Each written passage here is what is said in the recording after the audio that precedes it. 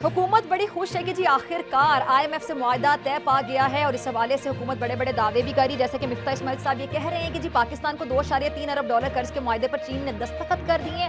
लेकिन इमरान खान साहब ये कह रहे हैं मौजूदा हुकूमत ने महंगाई के तमाम रिकॉर्ड तोड़ कर रख दिए। एक्सीडेंट था, हमसे पता नहीं चला।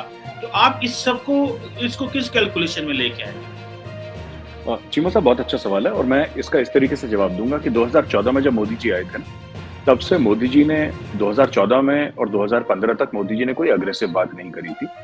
उन्होंने मियां साहब को अपनी स्वेरिंग इन के लिए बुलाया भी था, उनको वार्म वेलकम करा पूरे प्रोटोकॉल के साथ, जो एक पाकिस्तान जैसी एटमी रियासत के वजीर आजम को मिलना चाहिए, with full honours and full pomp and show and everything. Protocol के साथ मियां साहब को वेलकम करा। ही वाज सिटिंग देयर, उनके घर में फंक्शन था। ही सेड आ जाओ Modi ji, against the advice of the SPG, the special protection group and the protocol people. He said कि नहीं, बुलाया है, मुझे जाना चाहिए। जो मौजूदा हुकूमत है उसने हर किस्म की लचक दिखा दी है। अब जरा क्लियर जरा समझें कि आईएमएफ ने कोई लचक नहीं दिखाई, हुकूमत ने लचक दिखा दी। और इससे हुआ क्या कि अवाम पर बोझ डाला जाएगा, अवाम पर बेतहाशा बोझ पड़ने वाले आने वाले दिनों में। अब आप जरा सोचें कि ये वाला जो बोझ अवाम पे पड़ा हुआ है, पेट्रोल की कीमत आप देखें आसमान से बातें कर रही हैं, जितनी भी जरूरत की अशियाँ हैं उनकी कीमतें आसमान से बातें कर रही हैं। लोगों की आमदन वही है, लेकिन लोगों की सैलरी नहीं बढ़ी, आमदन नहीं बढ़ी, लेकिन जो महंगाई है वो आपकी बढ़ती चली जा रही। उसी आमदन में, उसी जो उनका जितने भी सोर्सेज उसी में उन्होंने गुजारा करना है, इसी महंगाई के साथ, जो कि बड़ा एक गरीब बंदे के लिए बड़ा तकलीफ दे लम्हा है। और अब जब ये मजीद बोझ पड़ेगा कि जब लोगों की आमदन वही रहेगी, लोगों की तनख्वाहें वही रहेंगी और महंगाई बढ़ती चली जाएगी, तो कैसे करेगा गरीब बंदा गुजारा? जरा सोचिए। और बेतहाशा जब बोझ पड़ेगा तो क्या होगा आइंदा आने वाले दिनों में? अभी लोगों से बर्दाश्त नहीं हो रहा है बोझ, लोग इतने सीखपा हैं, इतने नाला हैं, इतने नाराज हैं, कोई रोने पर आया हुआ है। हर बंदे का अंदाज जो है बयान करने का अपनी तकलीफ को वो मुख्तलिफ हो सकता है, लेकिन कोई भी खुश नहीं इस महंगाई से। अच्छा, वो क्या कह रहे हैं कि मुजम्मिल ने क्या बताया क्लियरली कि इन्होंने किया क्या कि जी एक तरफ से दरामद बंद कर दी और जो सप्लाई चेन है उसका फुकदान पैदा कर दिया। और वो कह रहे हैं जी ये हुकूमत जो है ये बहुत बड़े मुआशी बहरान की तरफ धकेल रही है मुल्क को। अच्छा, इसी तरह शौकत तरीन साहब, उन्होंने जो हुकूमत की नाकिस पॉलिसीज हैं उस पर खुलकर तनकीद की, तनकीद के तुंदो तेज नश्तर बरसाए। उन्होंने क्या कहा? उन्होंने कहा जी कि हुकूमत संभालने के बाद 6 हफ्तों तक कोई जो मईशत के हवाले से कोई फैसला किया ही नहीं गया था। मतलब इतना इजी लिया जा रहा था इस चीज़ को कि 6 हफ्तों तक कोई मुआशी फैसला किया ही नहीं और मतलब हाथ पे हाथ रख कर बैठे रहे, ये सिचुएशन थी।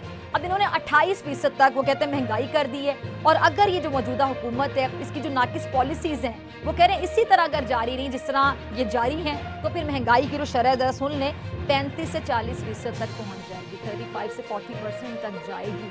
अच्छा, इसके अलावा शौकत तरीन साहब महंगाई बढ़ने के जो साइड इफ़ेक्ट्स हैं वो बता रहे हैं। वो क्या बता रहे हैं जरा आप सुनिएगा। वो कह रहे हैं जब महंगाई जब बढ़ेगी, ये बढ़ भी रही है, जो आगे जाके और होगी, महंगाई बढ़ने की वजह से जो ग्रोथ रेट है वो गिरना शुरू हो जाएगी और 2 से 3% तक जा पहुंचेगा, जिससे बेरोजगारी बढ़ेगी, जाहिर बात है, फैक्ट्रियां बंद हो सकती हैं, एक्सपोर्ट्स कम होंगी, ज़र मुबादला कम होगा। और ये हमें कहाँ लेकर जा रहे हैं? उन्होंने एक सवाल किया है मौजूदा हुकूमत से। एक्सीडेंट था, हमसे पता नहीं चला। तो आप इस सबको इसको किस कैलकुलेशन में लेके आएंगे? चीमा साहब, बहुत अच्छा सवाल है और मैं इसका इस तरीके से जवाब दूंगा कि 2014 में जब मोदी जी आए थे ना, तब से मोदी जी ने 2014 में और 2015 तक मोदी जी ने कोई अग्रेसिव बात नहीं करी थी।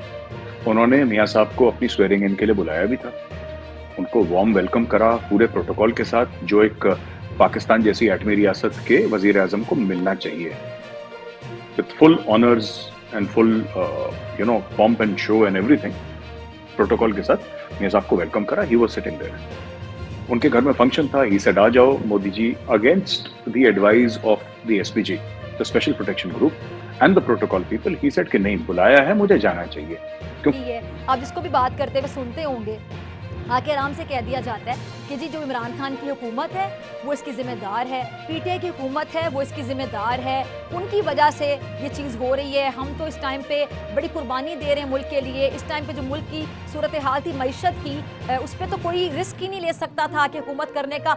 वो बल्कि एहसान कर रहे हैं कि हमने मुल्क के लिए, कौम के लिए ये जो मईशत तबाह कर दी थी पीटीआई वालों ने, हमने ये बीड़ा उठाया और हम इसको लेकर चल रहे हैं। ये बहुत बड़ा एहसान है हमारा कौम पर, मुल्क पर, ये कहा जा रहा है। अच्छा, 1 मिनट के लिए मान लें कि आप लोग जो बेड़ा गर्क कर दिया बकौल आपके पीटीआई वालों ने, तो आप सही करने आए तो मैं बार-बार प्रोग्राम में एक सवाल पूछती हूँ, व्लॉग में भी पूछती हूँ, क्या आप सही करने आए थे?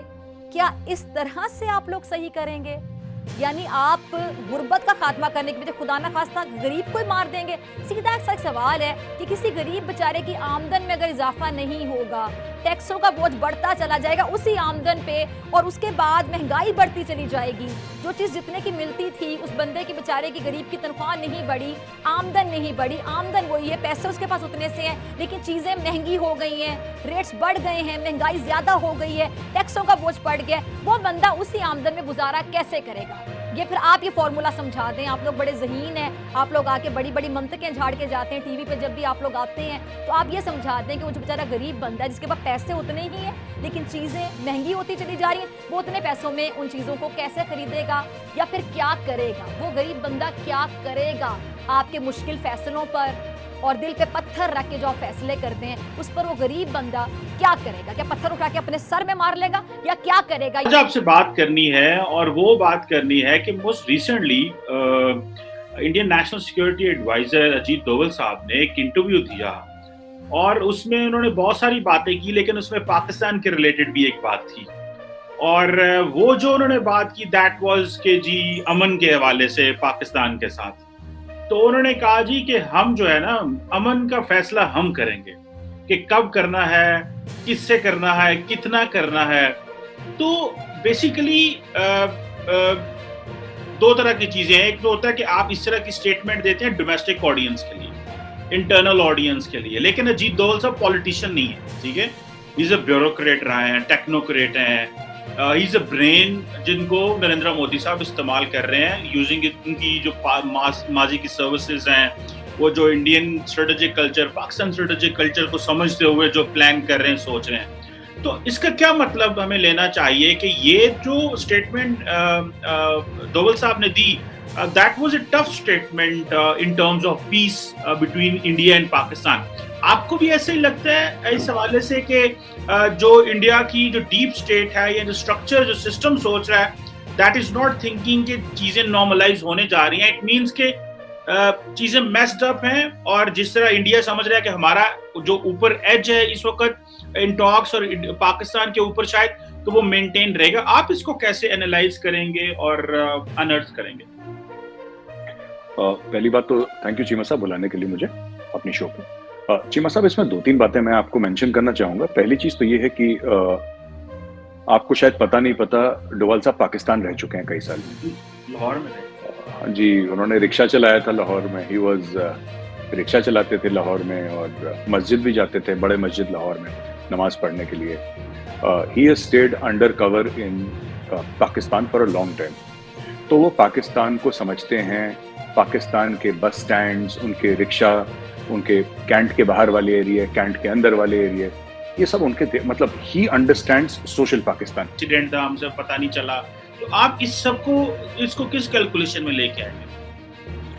चीमा साहब, बहुत अच्छा सवाल है और मैं इसका इस तरीके से जवाब दूंगा कि 2014 में जब मोदी जी आए थे, तब से मोदी जी ने 2014 में और 2015 तक मोदी जी ने कोई अग्रेसिव बात नहीं करी थी।